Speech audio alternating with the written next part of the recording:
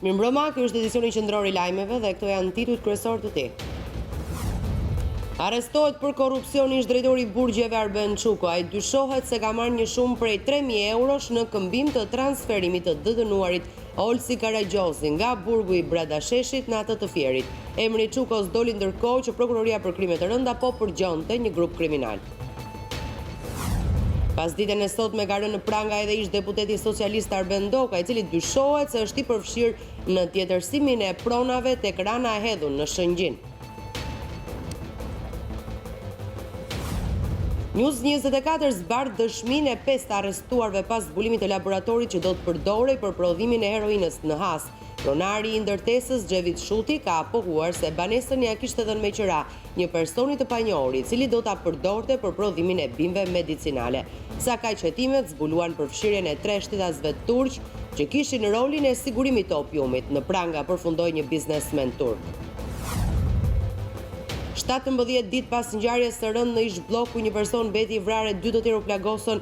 Policia arreston biznesmenin Redi Popescu. Dyshohet se 40 vjeçari ka kryer veprime që pengojnë zbulimin e së vërtetës, duke mos dorëzuar armën pistolet që zotëron me leja. Aksidente të frikshme në Fier dhe Tiranë, makina del nga rruga dhe përplas 2 gra në trotuar pranë parkut qendror në Fier, në Kamës, për shkak të një defekti teknik. Autobusi u përplas me një ndërtesë, duke shkaktuar plagosjen lehtë të një adoleshenti. Policia e Kosovës ka arrestuar zëvendës ministrin e zhvillimit rajonal Musa Cena dhe 2 zyrtarë të tjerë të akuzuar për veprën penale, keq përdorim të detyrës zyrtare dhe marrje të rishfetit. Ndaj tyre pritet të vendoset masa e sigurisë. Shtetet e Bashkuara të Amerikës deklarojnë se do të tërhiqen nga traktati me Rusinë për armët bërthamore. Trump akuzon Moskën për mos përmbajtje të marrëveshjes, ndërkohë që Rusia i quan të rrezikshme tërheqjen e Shteteve të Bashkuara të Amerikës.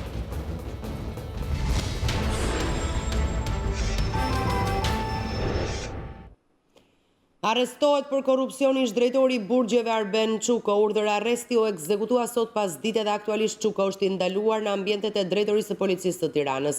Gazetarja Klodiana Lala na njeh me më shumë detaje. Klodi, përshëndetje. Përshëndetje, Ola. Prokuroria për krime të rënda po përgjonte një grup kriminal që vepronte në zonën e Durrësit, ku në rrjetën e përgjimeve ka rënë ish drejtori i përgjithshëm i burgjeve zoti Arben Çuko. Sipas të dhënave të dosjes hetimore, rezulton se njëri nga anëtarët e dyshuar si pjesëtar i grupit kriminal po ndikonte tek Arben Çuko për të bërë të mundur transferimin e një të dënuari. Bëhet fjalë për Olsi Karagjozin, i cili mbahej i dënuar dhe izoluar në burgun e Bradasheshit në Elbasan dhe donte me patjetër të transferohej në një nga burgjet e tjera në Shqipëri. Për këtë arsye është negociuar me shoferin e zotit Çuko dhe kundrejt për në këmbim të transferimit është paguar nga antari i grupit kriminal shuma prej 3.000 eurosh, e cila sipas prokurorisë ka dyshime të forta se është përveçuar nga ish drejtori i përgjithshëm i burgjeve zoti Çuko, i cili më herët ka ustruar edhe detyrën e deputetit, pra i zgjedhur i popullit në kuvendin e Shqipërisë. Në këtë kohë, në momentin që prokuroria nisi hetimet dhe sekuestroi praktikën pranë burgut të Bradasheshit dhe më pas pranë burgut të Fierit, ku dhe u transferua i dënuari Karagjozi, ministra e drejtësisë, e cila u vënë në bjërnit e hetimit për akuzën e korrupsionit ndaj numrit 1 të drejtorisë së burgjeve, dhe vendosi ta shkarkojë ato nga detyra dhe t'i hap rrugë hetimit, i cili është finalizuar ditën e sotme me arrestimin e Arben Çukos, shoferit të tij dhe një personi tjetër, emri i cilit besoj për pak kohë do të bëhet edhe i ditur dhe dyshohet që është pjesëtar i grupit kriminal i cili luante rolin e sekserit në të gjithë këtë histori. Burimet e prokurorisë thonë që antari i grupit kriminal, i cili ishte në përgjigje kryesisht për çështje të trafikut të drogës, ka marrë rishfet një automjet nga i dënuari Karagjozi. I gjithë ky hetim ka zgjatur në fakt disa muaj, për disa kohë me radhë dosja hetimore ka qenë në duart e prokurorit të krimeve të rënda Besim Hajdarmata, por me transferimin e tij në prokurorinë e Pogradesit, kjo dosje i kaloi prokurorit Vladimir Mara, i cili ditën e djeshme është drejtuar gjykatës për krime të rënda me një kërkesë për caktimin e masës së sigurisë arrest me burg në mungesë për ish zyrtarin e lartë të burgjeve. Kërkesa e prokurorit është miratuar nga gjykata dhe më pas është ekzekutuar ditën e sotme nga forcat e policisë. Në këto momente që ne flasim, Arben Quko ndodhet i izoluar në ambientet e teritorisë të policisë të qarkut Tiranë, pritet që ditën e nesërme në praninë e një mbrojtësi ligjor ai të merret në pyetje dhe më pas të kalojë për njohjen e masës të sigurisë në gjykatën për krime të rënda. Ndaj zotit Quko dhe personave të tjerë rëndon akuza e korrupsionit. Pola. Po i qartë, faleminderit Klodi. Faleminderit juve.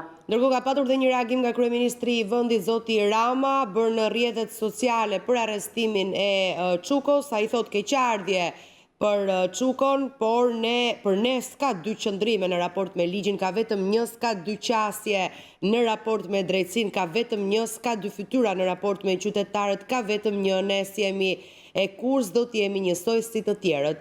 Ne gjithë një kemi vetëm një krah, drejtsin, ka apohuar kryeministri Rama. Pas ditën e sotme, ndërkohë ka rënë në pranga edhe ish deputeti socialist Arben Doka, i cili dyshohet se është i përfshirë në tjetërsimin e pronave tek rana e hedhur në Shëngjin. Kolegja Doriana Bezat ndodhet në drejtorinë e policisë të Tiranës e pam pak më parë dhe na njeh me informacionet më të fundit në lidhje me këtë zhvillim. Mirëmbrëma Doriana. Një grupi kriminal të përfshirë tjetërsim pronash.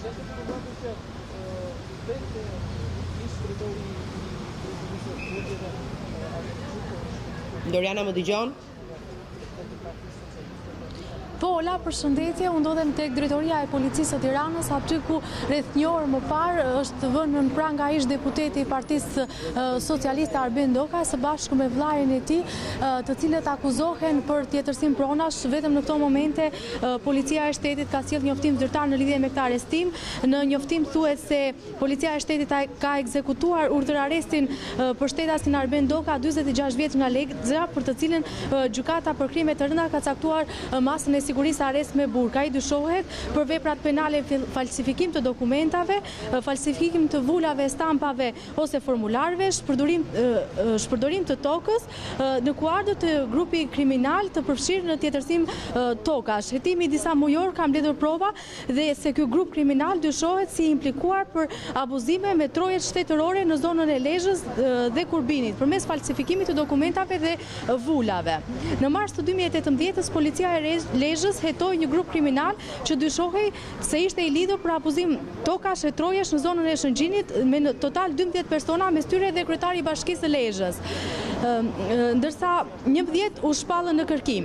Ata në bashkëpunim me njëri tjetrit akuzohen se kanë falsifikuar, tjetërsuar dhe përvetësuar rreth 234.548 metra katror tokë shtetërore ranishte në zonën bregdetare të Shëngjinit dhe të Lezhës. Megjithatë, me gjithë provat e forta të paraqitura nga policia dhe prokuroria, gjykata e shkallës së parë të Lezhës dhe gjykata e apelit Shkodër ndryshuan masat për një numër të konsiderueshëm shtetësh, siç mes tyre dhe kryetari i bashkisë, si dhe 2 shtetas të rishpallur në kërkim. Gjithashtu, disa ditë më parë, policia e Lezhës goditi një tjetër grup me 11 ish zyrtar të hipotekës, aktiviteti të cilëve dyshohet se lidhet me tjetërsimin e provave në këtë qark. Në vijim të këtij informacioni zyrtar nga policia e shtetit në lidhje me këtë arrestim, unë kam mësuar se ai është vijim i operacionit të ndodhur vetëm 3 ditë më parë të emëruar hipoteka, ku u proceduan penalisht 11 ish zyrtar të hipotekës për tjetërsim të pronave. Bëhet fjalë për një hapësirë të madhe toke në zonën e Kunes dhe të ranës së hedhur në Shëngjin. Bëhet fjalë për një sipërfaqe të madhe toke, të cilën ish deputeti ka influencuar që të marrë pronësi si në emrin e vet ashtu edhe në të familjarëve të vet. Ky falsifikim dhe kjo ndërhyrje e palishme e tij është zbuluar nga policia dhe nga prokuroria për krime të rënda pas një përgjimi disa mujor me të cilën ishte vënë një grup tjetër kriminal, por në këto përgjime doli dhe emri i ish deputetit. Ai është arrestuar rreth një orë më përpara dhe ndodhet në drejtorinë e policisë së Tiranës në dhomat e paraburgimit.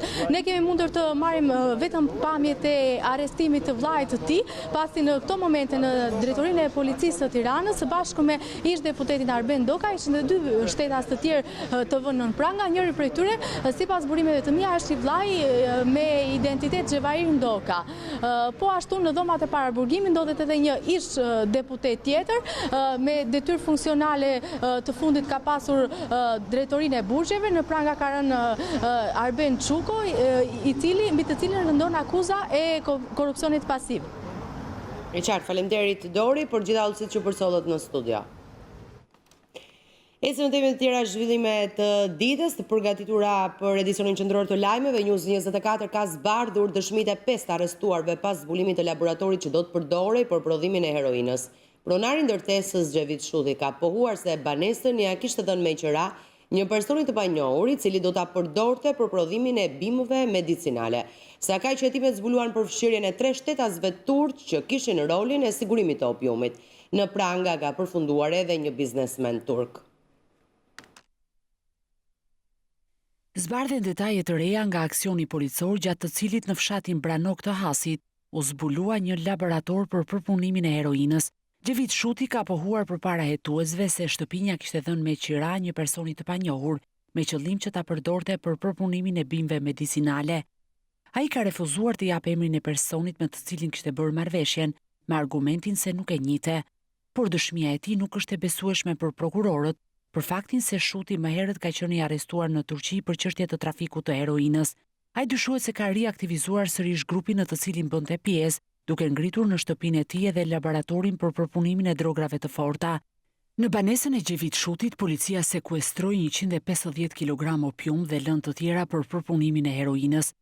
160 pakot e opiumit rezultojnë të jenë ngarkuar në Milot. Transportuesi i shpallur tashmë në kërkim i dorëzoi në Branok dhe udhtoi menjëherë më pas drejt Kosovës përmes qafës së Prushit. Ndërkohë 76 vjeçari Mustaf Shuti dhe Anila Shuti, përkatësisht babai dhe bashkëshortja e Xhevitit, mohojnë të kenë patur dijeni për aktivitetin e paligjshëm që po zhvillohej në shtëpinë e tyre. I arrestuari tjetër, Vehbi Barushi, një elektricist nga Fushkruja, ka pohuar se është punësuar nga një person të cili nuk e njihte më parë, me qëllim që të merrej me elektrifikimin e ambientit që do të përshtatej si magazin për përpunimin e bimëve medicinale. Ndërsa Flamur Qela, punonjës policie në repartin zjarfikës në Shkodër, pretendon se u punësua për të ndërtuar kapanonin, por nuk kishte dijeni që në banesë kishte drogë. Të dyshuar për përfshirje në rrjetin e trafikut të heroinës janë edhe 3 shtetas turq, njëri prej të cilëve është arrestuar. Burimet thonë se biznesmeni arrestuar merre me tekstile. Shtetasit turq dyshohen të kenë edhe rolin kryesor, pasi siguronin opiumin, lëndën e parë për përpunimin e heroinës. Aksioni për arrestimin e të dyshuarve të tjerë vijon, ndaj policia ende nuk ka dalë me një deklaratë zyrtare për të bërë bilancin final. 17 ditë pas ngjarjes së rëndë në ish blok, ku pas të shtënave me armë brenda në një lokal mbeti i vrar Fabiol Gaxha dhe u plagoi Servis Martinaj dhe Elion Hato, policia arreston biznesmenin Redi Popesku. Prokuroria e Tiranës ka firmosur urdhër arrestin pasi dyshohet se ka kryer veprime që pengojnë zbulimin e së vërtetës dhe refuzon të dorëzojë një pistolet që zotron me leje. Redi Popesku, pronari lokal monopol në zonën e ish-bllokut, ku mbrëmjen e 4 tetorit ndodhi masakra me 1 të vrarë dhe 2 të plagosur, është arrestuar nga policia, pasi ka dyshime të forta se po pengon autoritetet për të hedhur dritë mbi ngjarjen e rëndë. Burime nga prokuroria thanë për News24 se Popesku, i cili është edhe një nga dëshmitarët kyç në ngjarje, ka refuzuar në mënyrë të përsëritur kërkesën për të dorëzuar një pistolet të cilën e disponon me leje. Ai pretendon se nuk e mban mend ku e ka armën, por nga ana tjetër nuk ka bërë asnjë denoncim për humbjen apo vjedhjen e saj. Institucioni i akuzës këmbgul për sekuestrimin e armës për të konfirmuar përmes ekspertizës balistike, nëse me të është realizuar qitje. Çka do ta ndryshonte tërësisht rrjedhën e ngjarjes ku mbeti i vrar Fabian Gaxha dhe u plagosën Servis Martinaj dhe Elion Hato. Fakti që pronari lokali dispononte armë brezi është konfirmuar nga regjistrat, nga ku janë marrë të gjitha specifikimet teknike, siç janë modeli, numri, kalibri e tjerë. Burimet thanë se arma e Popeskut rezulton të jetë të njëjtit kalibër, me gëzhojat e gjetura në vendngjarje, ndaj për këtë arsye është domosdoshmëri ekspertimi balistik. Biznesmeni Popesku, thanë burimet, ka pranuar të dorëzojë vetëm një armë gjahu, të cilën gjithashtu e disponon me leje, por kjo nuk i shërben hetimit pasi në ngjarje dyshohet të jenë përdorur 3 pistoleta. Ndaj Popeskut është ngritur akuza e kryerjes së veprimeve që pengojnë zbulimin e së vërtetës. Biznesmeni I cili pritet të dalë përpara gjykatës për mas siguri është personi kyç që mund të hedhë dritë mbi krimin, por arrestimi I tij ngre pikpyetje të shumta për vërtetësinë e dëshmisë së dhënë më herët ato që ai ka deklaruar. Popescu ka shpjeguar më herët për hetuesit se biznesmeni Ervin Mata, partneri I Elvana Gjatës, I kërkoi leje që në lokalin e tij të shkonte Ervis Martinaj, me qëllim që të sqaroheshin për një ngacmim që I kishin bërë këngëtares së njohur. Ai ka pohuar se Mata dhe Martinaj u takuar miqësisht në lokal. Pak minuta më vonë, sipas tij, në lokal kanë hyrë 2 persona të cilët janë konfliktuar verbalisht e fizikisht me truprojën e këngëtares komandor me Vjol Bilo.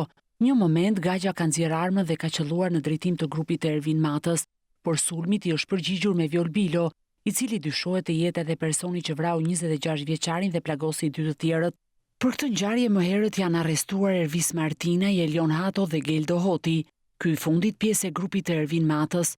Në kërkim janë biznesmeni Ervin Mata, Fabio Allushi dhe komando me Vjol Bilo.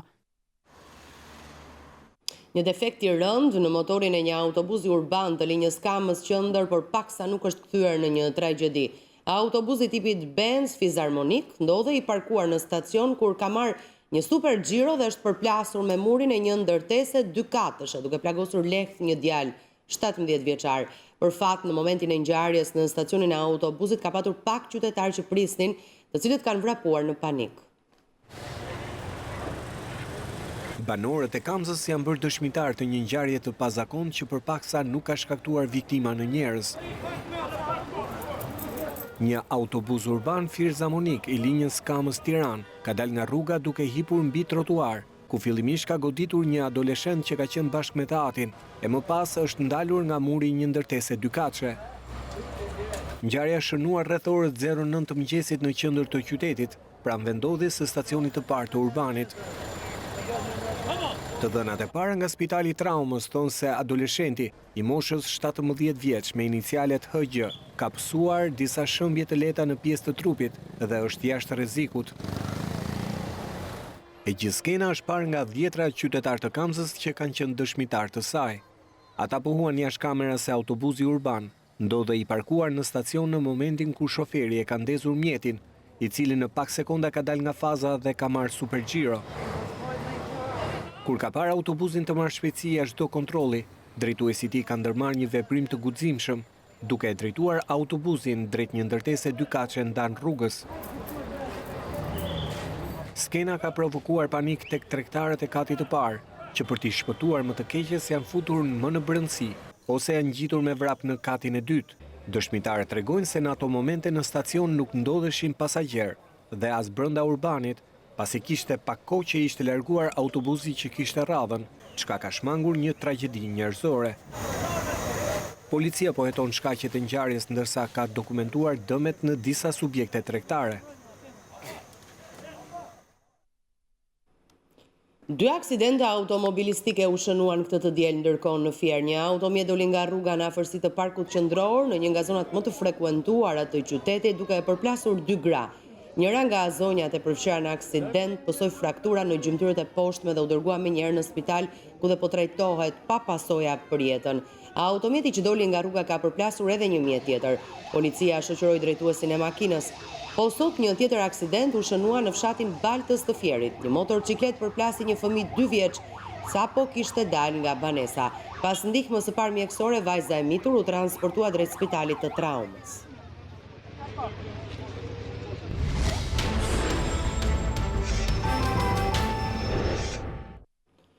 Partia Demokratike akuzon qeverinë dhe Bashkinë e Tiranës se ka ndryshuar edhe mbajnë të fshet planin e ri të Tiranës që për interesat e mafias lejon ndërtimet në hyrjen e parkut të ri të liçenit. Reagon Veliaj, për cilin reagimi i opozitës vjen pasi preken interesat e tyre personale.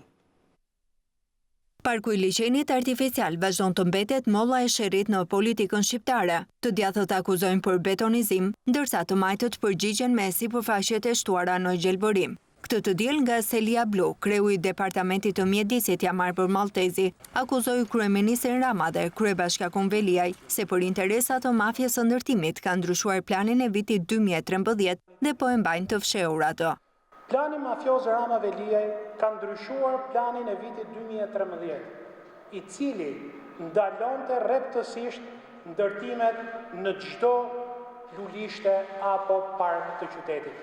Në planin e ndryshuar, kundër interesit qytetarëve, hyrja e parkut liçenit tashmë kthehet në shërbime, banim plus institucione. Me pak fjalë do të thotë beton masiv për parkun e liçenit. Plani i Edi Ramës dhe Erion Veliajt është që ta mbajnë në heshtje deri në zgjedhjet e ardhshme lokale dhe qytetarët mos kenë asnjë informacion për qell gërvisht e tyre brenda parkut liçenit.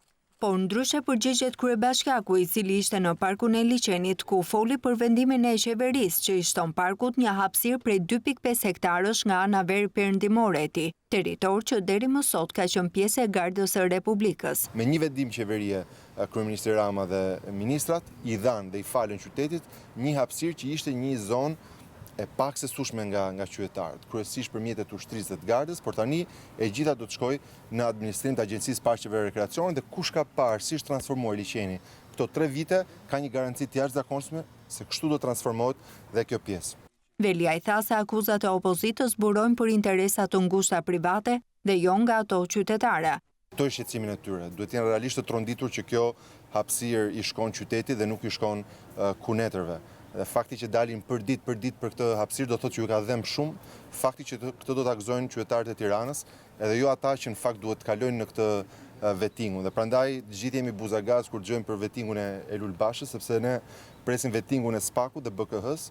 Më herët Maltezi e sfidoi Veliajin publikisht për ballafaqim me fakte. Organizohet ceremonia e 20 vjetorit të krijimit të forcave speciale në Shqipëri për të festuar 2 dekada histori dhe angazhime të njësisë elit të forcave të armatosura, ishte e pranishme edhe ministra e mbrojtjes Olta Xhaçka, e cila ofroi mbështetje për efektivët dhe premtoi modernizimin e batalionit. Batalioni Forcave Speciale Shqiptare festoi 20 vjetorin e krijimit. Në ceremoninë e organizuar ku morën pjesë familjarët e pjesëtarëve të këtij batalioni, ishte e pranishme edhe ministra e mbrojtjes Olta Xhaçka, e cila vlerësoi maksimalisht kontributin 20 vjeçar të forcave speciale, ndërsa premtoi mbështetje në trajnimin e efektivëve të trupave speciale, ashtu edhe në modernizimin e batalionit. Për gjatë 20 viteve, forcat tona të armatosura ja kanë dalë me sukses, pasurojnë CV-n e tyre me një gjeografi dhe shumëllojshmëri angazhimesh, operacionesh në vende me rrezikshmëri të lartë, dhe t'jenë trupat më elitar të forcave tona të armatosura. Forcat tona speciale, kjo forcë e vogël për me një mision të madh, do të kenë vëmendjen dhe mbështetjen tonë për të marrë vlerësimet e duhura për punën që ata kryejnë. Ne do të vazhdojmë punën që kjo forcë të modernizohet më tej dhe të mbetet në lartësinë e detyrës. Në festën e 20 vjetorit, familjarët, por sidomos fëmijët e pjesëtarëve të batalionit të forcave speciale, u bën pjesë e një programi argëtimi, me animator dhe numra cirku. Me këtë rast u ekspozuan armatimet, pajisjet dhe mjetet që ka në përdorim batalioni forcave speciale. Vendimi për mbylljen e lojrave të fatit duket se është mirëpritur edhe nga krerët e qeverisjes lokale, të cilët janë porositur për përgatitjen e paketave sociale. Kreu i Bashkisë së Pukës e konsideron vendimin si një ditë të bardhë për Shqipërinë, teksa thotë se Bixhozi ishte shkaktar i varfërisë dhe divorceve për 10 familje në zonën e tij. Vendimi i qeverisë për mbylljen e lojrave të fatit në zonat e banuara konsiderohet dhe nga vendorët si shpëtim për 10 familje të përfshira në drama sociale si pasojë e Bixhozit. Kreu i Bashkisë së Pukës John Gjonaj në një intervistë për News24 thotë se vetëm në zonën që mbulon kjo bashki, familje që ka një pjesëtar që frekuentojnë lojrat e fatit, ka mesatarisht 20.000 lekë minus në buxhetin e saj mujor. Sa kaq, lojrat e fatit sipas Gjonaj është dhe shkaku kryesor i 10 divorceve. Ajo mund të dita e bardhë e idesë kryeministit të Shqipërisë Edi Rama, i cili qeni gëzim i madh për gjithë shqiptarët. Qeni gëzim i madh sepse u jep fund dramave të mëdha familjare që kanë ekzistuar tek sa vite, si rezultat i mungesës financiare që kanë pas familjet, janë qindra familje të divorcuara si rezultat i këtyre vështirësive ekonomike, edhe si rezultat i këtij burgu të gjatë, tërshëm të lojrave të fatit. Nuk është pak të merret një vendim i tillë, edhe në këto kushte kur e gjithë politika shqiptare është e trazuar nga babalet por është vendimi i marrë, i prerë, një herë mirë për të ndryshuar situatën në Shqipëri, në të veçantë edhe në Puk. Ktu është rasti më i parë dhe i vetëm që politika shqiptare duhet shpreh prerëzi për heqjen e këtyre lojërave të fatit. Dhe këtu do të shihet e ardhmja dhe ndjesia njerëzore që kanë të politikanë ndaj popullit shqiptar e ndaj qytetarëve shqiptar. Edhe në Puk, një shqetësim jashtëzakonshëm. Vetëm me shpërdorimet që merr arka e zezë e Bigjozit, është mbi 20.000 lekë për familje. Një gjë e cila ne po vrasim menen për t'i kriju kushte punësimi e për t'i ardhur ndihmë këtyre familjeve të vobekta i merr Bigjozi. Gjona i bëri këto komente teksa inspektoi punimet për banesat sociale, të cilët Bashkia e Pukës në bashkëpunim me entin kombëtar të banesave po i ndërton për 24 familje të pastreha në qytetin verior.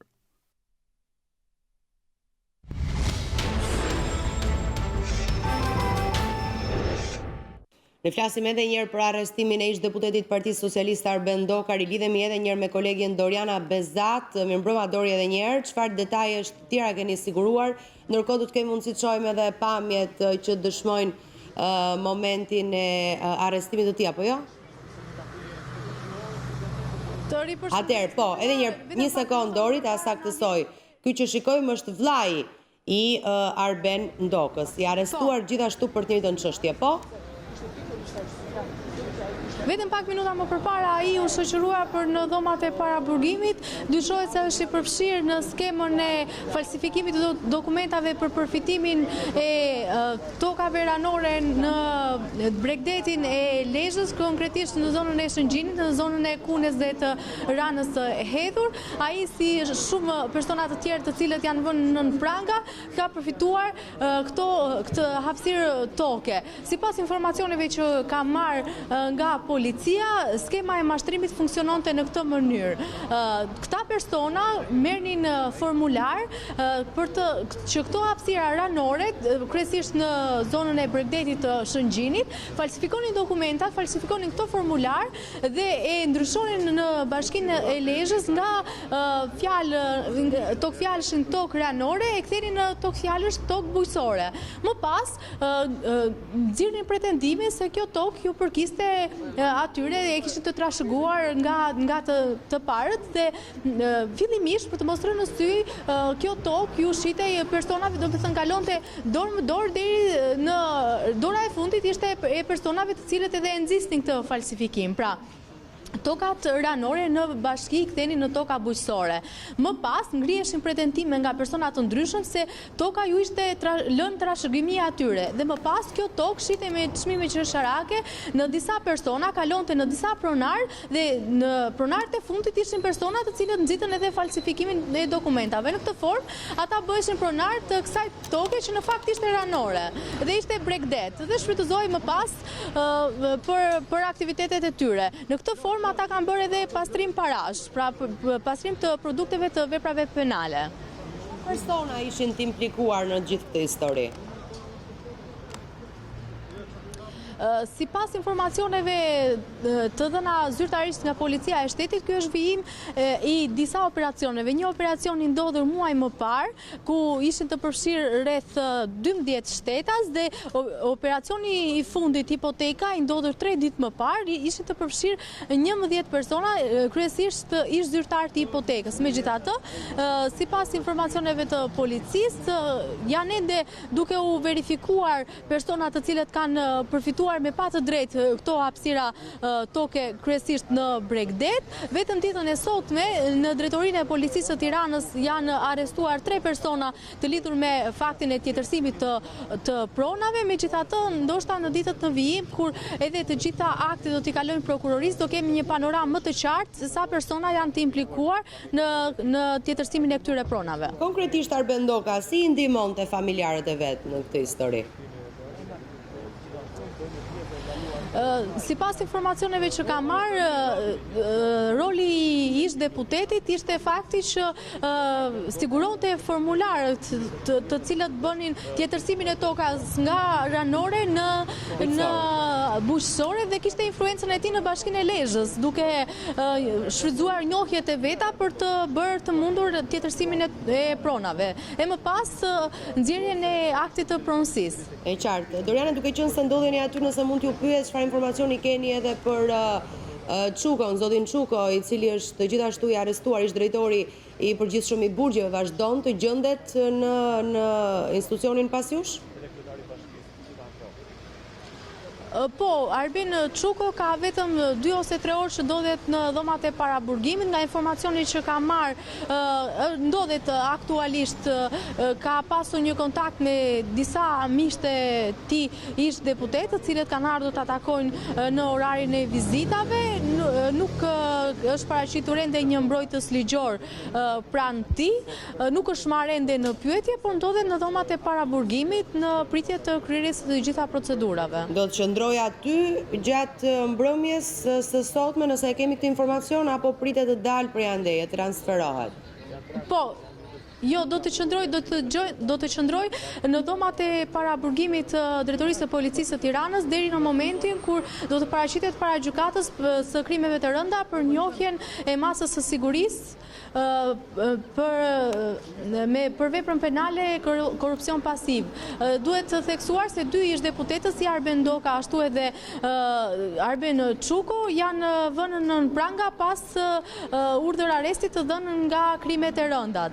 Ata priten që në ditët në vijim të dalin përpara këtij organi për të njohur me masat e sigurisë. E qartë, faleminderit Doriana. Faleminderit juve.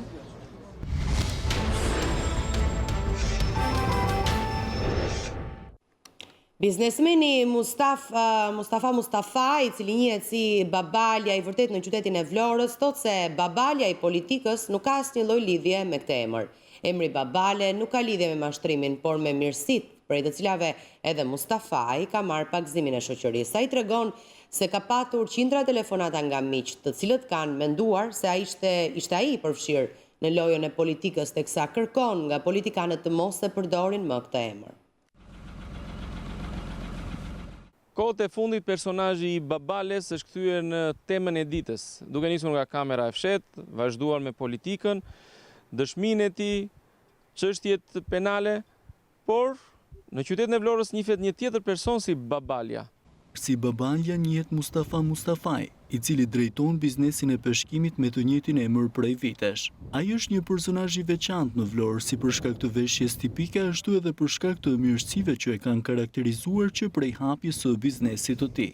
Me emrin Babale, Mustafa njihet prej 20 vitesh, por të përdorurit e këtij emri sipas tij nga një njeri që nuk ka asnjë lloj lidhje me thelbin e fjalës baballëk, e ka shqetësuar së tepërmi Mustafajn, i cili nuk nguron të përcjellë dhe mesazhe për politikën. Kjo është shpreha Babale, unë telefonatat që në Amerika ndër në Kosovë, ndër në fund të botës, çka ke bërë. Janë çoroditur djemtë e mi njëra të parë, familja ime. Nga do lëkyem në Babale. Dhe unë u kërkoj një ndihmë, ja unë jam Babale i vërtet, ata me atë Babale që çka ka bërë, çka s'ka bërë, mos ta përdorë me emrin tim Babale, ta harroj sa tjetë e ta di që Presidenti i Republikës, Kryeministri, Kryetari i PD-s, deputetët, ja unë jam Babalja, mos hini me njëri që kërkon të fut mashtrim me çdo vend. Edhe emrin tim mos ta përdor fare, e mos ta dëgjoj me emrin tim fare. Mustafa Mustafaj, personazhi tipik i qytetit bregdetar, për të parën herë nuk ndjehet mirë me emrin e tij me të cilin ka pagëzuar dhe biznesin. Ndaj ai shpreson që Babalja me të cilën po merret politika përfundimisht të dalë nga qarkullimi një herë për gjithnjë. Kam 20 vjet. Pas inspektimit të Inspektoriatit të Mjedisit në Safari Park në Fier, Ministria e Mjedisit bën me dije se ka vendosur 5 zullim të aktivitetit dhe largim të menjëhershëm të kafshëve prej atij mjedisi. Ministria bën të ditur se 4 veterinerë të huaj do të asistojnë transportimin e kafshëve nga Fieri në kopshtin zoologjik në Tiranë.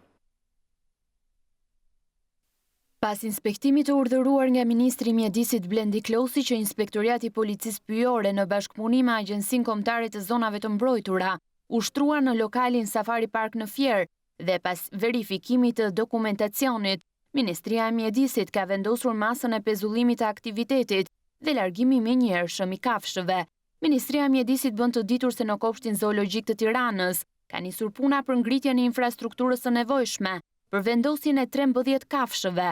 Luanët, dhelpra, riu, majmunët dhe ujku do të vendosen në kafaz në ambientet e mbyllura që disponon kopshti zoologjik i Tiranës, ambiente që po përshtaten për vendosjen e tyre, ndërsa antilopat, zebra dhe drerët në mjedise të hapura përgjatë kopshtit, në zonat të rrethuara specifikisht për një jetesë normale për to.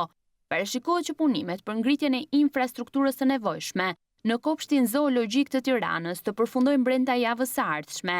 Menjëherë pas kësaj janë marrë të gjitha masat që në Tiranë të mbërin 4 veterinerë nga Gjermania, Bullgaria dhe Kosova, të cilët do të ndjekin një protokoll të caktuar për të transportuar kafshët nga Safari Park drejt Tiranës. Fillimisht duke i vendosur kafshët në gjumë, më pas do të bëhet kontrolli mikroçipit dhe vaksinimit nëse është e nevojshme. Disa ditë më parë, media britanike Daily Mail i dedikoi një artikull gjendjes së mjerueshme të kafshëve në kopshtin zoologjik të Fierit.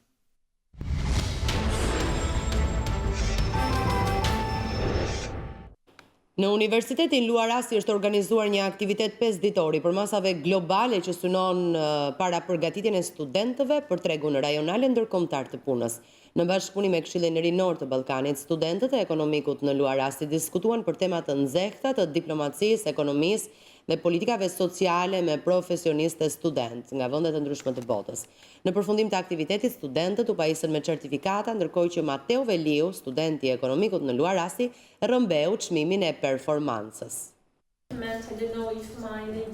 Në kuadër të bashkëpunimeve të vazhdueshme me organizatat ndërkombëtare, Universiteti Luarasi ka organizuar një aktivitet të përmasave globale me synim edukimin dhe trajnimin e studentëve. Ky institucion elitar i arsimit të lartë këtë herë ka përzgjedhur që të diskutojë tema të nxehta mbi diplomacinë, ekonominë dhe politikat sociale me përfaqësuesit e Këshillit Rinor të Ballkanit. Programi 5 ditori ka ofruar mundësinë studentëve të Luarasit që të shkëmbejnë informacione me të rinj profesionist nga shtetet të ndryshme të botës. Why we still see in the Gulf people, the local people, Gulf people, we still see a poor people is in. Arabia has something to say, and you know, if you are finished here, though, still you want to proceed forward. And that's why they are still in this state. They can't manage. They don't know how to manage. Ky bashkëpunim mundson që studentët e Universitetit Luarasi të jenë pjesë e Balkan Youth Council, të thyejnë barrierat e kufive dhe të krijojnë një rrjet të mirë bashkëpunimi. Ailita Mani, drejtuese e Departamentit të Administrim Biznesit pranë Fakultetit Ekonomik në Luarasi, tregon se aplikimi i programeve të tilla nxit frymën e debatit e krijon përvoja të shkëlqyera për studentët. Universiteti Luarasi në vazhdimin e praktikave më të mira që ndjek për studentët e saj, për networkun, trajnimin e tyre, që në fillim të vitit ka nisur me një program 5 ditor trajnimit të studentëve në kuadër të bashkëpunimit që ka me Balkan Youth Council. Ky program trajnimi 5 ditor i jep mundësinë studentëve tanë që të jenë aktiv në diskutime me tema nga më të ndryshmet, jo vetëm rajonale, por dhe botërore, mbi ekonominë, mjedisin, politikat sociale. Ndihem vërtet shumë e kënaqur dhe lumtur për studentët e Luarasit që përqafojnë programe dhe trajnime të tilla. Drejtoresha ekzekutive e Balkan Youth Council për Shqipërinë, Irida Haxhi, tregon se bashkëpunimet të tilla do të përgatisin diplomatët e së ardhmes, që do të përfaqësojnë Shqipërinë në arenën ndërkombëtare. Këto të rinj janë shumë të motivuar, shumë të nditur, studentë të shkëlqyer, pjesëtar dhe anëtar të Luarasit, student nga vendet e rajonit. Ne arrim të kuptojmë një mesazh shumë të rëndësishëm, se si mund të zhvillohet, se si të rinjt mund të jenë aktiv në jetën sociale të vendit, se si të rinjt mund të jenë diplomatët e ardhshëm të Shqipërisë dhe prezantimin e Shqipërisë në vende të tjera. 10 pjesëmarrësit nga shtetet të ndryshme të botës, si Tunizia, Libia, Bosnia-Hercegovina, Bullgaria, Pakistani e të tjerë, shprehen teje të kënaqur mbi bashkëpunimin me Luarasin. Sipas tyre, studentët e këtij universiteti kanë aftësi të shkëlqyera analitike, e kjo falstafit akademik të mrekullueshëm. My name is Mazem Fakih from Lebanon. Jam Mazem Fakih nga Libia dhe punoj si inspektor në Ministrinë e Punëve Sociale. Është një nder për mua të jem në Shqipëri dhe në qytetin e bukur të Tiranës, por veçanërisht në Universitetin Luarasi. Studentët dhe stafi pedagogjik janë shumë miqësor dhe unë ndjeva më shumë sikur isha në shtëpi. Në Universitetin Luarasi më bëri më shumë përshtypje arkitektura, organizimi, stafi i përgjegjshëm dhe studentët e mrekullueshëm. Kam takuar këtu studentë shumë interesant dhe jam i mahnitur rreth mënyrës kritike që studentët përdorin për analizimin e çështjeve të ndryshme në Shqipëri. The university is really beautiful and the students Universiteti është me të vërtet shumë i bukur dhe studentët janë shumë kurajos dhe të motivuar për të marrë pjesë në këtë program. Kjo është me të vërtet mbreslënëse. I really like the University of Luarasi. Më pëlqen shumë Universiteti Luarasi. Pas shumë student këtu, dhe ajo që më bëri përshtypje është fakti që ata janë shumë të lumtur e të buzëqeshur. Kjo nënkupton që janë shumë të kënaqur me profesorët. Kombinimi i praktikës me teorinë është një nga strategjitë më të fuqishme të Luarasit. Vetë studentët e shikojnë këtë institucion si zgjedhjen perfekte për të bërë realitet ëndrat e tyre për një të ardhme profesionale të sigurt. Jam Antonio Uka, jam student i vitit parë në Universitetin e Luarasi dhe vazhdoj për administrim biznesi. Jam shumë i lumtur që zgjodha këtë universitet sepse më ka plotësuar shumë ëndra që në ditët e parë të shkollës dhe do vazhdoj domethënë të aktivizohem me aktivitetet të tjera të Luarasit. Në përfundim të aktivitetit 5 ditor, studentët u pajisën me certifikata, ndërkohë që Mateo Veliu, studenti ekonomikut në Luarasi, rëmbeu çmimin e performancës. Në përfundim të programit 5 ditor të Balkan Youth Council, i shkon Mateo Veliu, që është studenti i Universitetit Luarasi. Urime.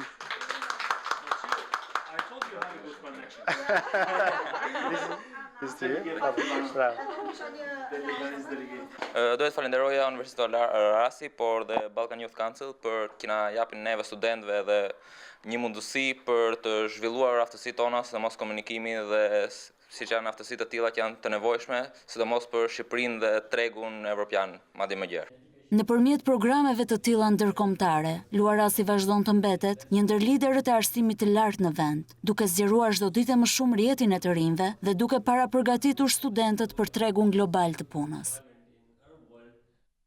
Kur kanë mbetur rreth 2 javë deri në mbylljen e aplikimeve për llotarinë amerikane, Emily Enright, zëvendës konsul e ambasadës amerikane dhe Lorenz Mansaku, specialist vizash pranë ambasadës, orientojnë qytetarët shqiptar duke u ndalur te gabimet që nuk duhet të bëjnë gjatë aplikimit dhe mënyrën se si duhet veprojnë pasi përzgjidhen në llotarinë amerikane. Prej 3 javësh, ambasada amerikane ka hapur aplikimet për llotarinë amerikane, por cilat janë disa detaje të rëndësishme që qytetarët duhet të kenë parasysh në momentin e aplikimit dhe çfarë ndodh pasi përzgjidhen. Për t'u përgjigjur këtyre pyetjeve dhe për të dhënë orientime eksakte, Emily Enright, zëvendës konsule e ambasadës amerikane, jep shpjegime për News24. Ajo sqaron se të gjithë ata që duan të aplikojnë për llotarinë amerikane duhet të jenë shumë të kujdesshëm në plotësimin e formularit, në mënyrë që regjistrimi në DV 2020 të jetë i suksesshëm. DV lottery, you need to go out online and fill out your application. Për të aplikuar për llotarinë amerikane 2019, duhet të shkoni në adresat zyrtare online dhe të plotësoni aplikimin. Që të plotësoni aplikimin do duhet të jepni të dhënat bazë siç janë emri, emrat e familjarëve, datat e lindjes dhe ku keni lindur. Do të duhet gjithashtu të ngarkoni dhe një fotografi tuajën, si dhe të familjarëve tuaj. Cilat janë kërkesat për arsim ose përvoja pune? In order to qualify for the DV lottery, Që të mund të kualifikoheni për llotarinë amerikane, do të duhet të keni kryer minimalisht shkollën e mesme me kohë të plotë. E barazvlefshme kjo me një diplomë me kohë të plotë në shkollat e mesme në Shtetet e Bashkuara të Amerikës. Teknikisht, ju mund të kualifikoheni për në llotarinë amerikane edhe në bazë të kualifikimeve në punë. Por kjo është një procedurë më e ndërlikuar dhe kërkon më tepër informacione. Ajo që ne inkurajojmë aplikantët është që të aplikojnë bazuar në edukim. A mundet secili nga bashkëshortët të dorëzojë aplikim veçmas? If you're married and both you and your spouse have full-time high school education, then you can both apply for the DV lottery. Nëse je i martuar dhe nëse ju dhe bashkëshorti apo bashkëshortja juaj keni mbaruar shkollën e mesme me kohë të plot, atëherë që të dy do të mund të aplikoni në lotarinë amerikane. Nëse vetëm njëri prej bashkëshortëve plotëson kriterin e arsimit, atëherë vetëm njëri prej tyre mund të aplikojë. Ku duhet të tregojnë më tepër kujdes aplikantët? Well, the first mistake that people make when they're applying for the lottery is that they don't read the directions. Gabimi i parë që më së shumti bëjnë aplikuesit e lotarisë amerikane është se nuk lexojnë më parë informacionin dhe udhëzimet. Këto udhëzime janë të pasqyruara në faqen zyrtare online dhe janë të përkthyera edhe në gjuhën shqipe. Një tjetër gabim që bëhet më së shumti është se në aplikim nuk përfshin të gjithë anëtarët e familjes. Nëse je i martuar dhe nëse ke fëmijë, duhet patjetër t'i përfshish edhe ata në aplikim. Ajo që ne duam të shtojmë është të inkurajojmë çdo aplikant që të përdorin të gjitha burimet që u janë vënë në dispozicion. Në faqen zyrtare në Facebook të ambasadës amerikane, kemi rubrikën Pyet Anën, si edhe lidhje live në Facebook, ku ju përgjigjemi për çdo pyetje dhe paqartësi. Bëu ekspert i aplikimit tënd këtë vit dhe mos lejo që dikush tjetër të plotësoj formularin për ju. Mos shkoni tek askush tjetër dhe mos paguani për asistencë. Ndërkohë, Lorenz Mansaku, specialist vizash pranë ambasadës amerikane, specifikon se si duhet të procedojë një qytetar që kryen celebrimin gjatë kësaj periudhe kohore. Gjithashtu Mansaku tregon se sa do të jetë numri i shqiptarëve që do të përzgjidhen në lotarinë amerikane. Në qoftë se personi martohet pasi është përzgjedhur dhe ka rezultuar i përzgjedhur, atëherë ai ose ajo mund të njoftojë qendrën konsullore Kentucky për të regjistruar edhe personin tjetër, pra bashkëshortin ose bashkëshorten në çështjen e tyre. Dhe kështu mund të vazhdojë çështja e të dyve dhe vjen në konsullat për intervistë. Përndryshe mund të njoftojë edhe seksioni konsullor nëse nuk ka më kohë, pra ka marrë dhe datën e intervistës personi i përzgjedhur. Si bëhet kontrolli për aplikimin? Kontrolli mbi aplikimin, duke filluar nga data 7 maj 2019 në ora 18 me orën lokale, çdo person që ka kryer aplikimin e tij për DV 2020 mund të futet tek faqja e internetit të Departamentit të Shtetit dvloteri.state.gov/ ose vije-SC dhe aty duke vendosur numrin e konfirmimit të tyre unik, ata do të mund të shikojnë nëse janë përzgjedhur ose jo. Hapi në vazhdim nëse personi është përzgjedhur, do të ishte që ata të plotësonin formularin e aplikimit dhe aty përcaktohet domethënë që duhet të plotësoj formularin DS 260. Dhe me të dyja këto faktor, personi pastaj do të pres normalisht që ti dal data e intervistës. Cilat janë tarifat që duhet paguajnë aplikantët? Në të gjithë të procedurë që thamë nuk ka asnjë lloj tarife. E vetmja tarifë paguhet në seksionin konsullor në ditën e intervistës të aplikantit. Aktualisht është $330 për person. Sa individ do të përzgjidhen? Normalisht në mënyrën se si është konceptuar programi i lotarisë është që janë 50.000 numra vizash të cilat duhen lëshuar gjatë vitit fiskal DV 2020, që do thotë në të gjithë botën, pra që do thotë nga data 1 tetor 2019 deri më 30 shtator 2020. Ky program ndahet në 6 rajone gjeografike, ku Shqipëria nuk mund të marrë më shumë se 7% të kuotave që do t'i caktohen Europës. Në sezonin e vitit 2018 të lotarisë amerikane, rreth 4.500 shqiptarë u shpallën fitues. I gjithë Ballkani ka njohur emigrim masiv përgjatë dekadave të fundit, por Shqipëria duket se mban rekord për sa i përket numrit të atyre që ëndërrojnë ende të ikin.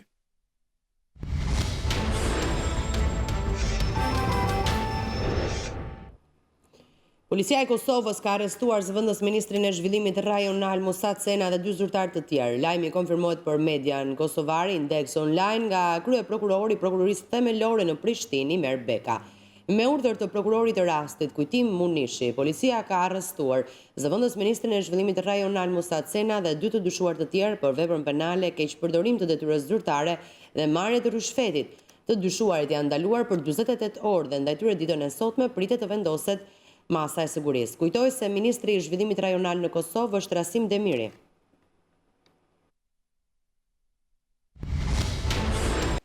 Ne kemi ardhur në fund të këtij edicioni informativ të nderuar shikues, duke ju falendëruar për vëmendjen, ju ftoj të klikoni në balkanweb.com, aty jeni me këto dhe shumë informacione të tjera nga vendi, rajoni dhe bota.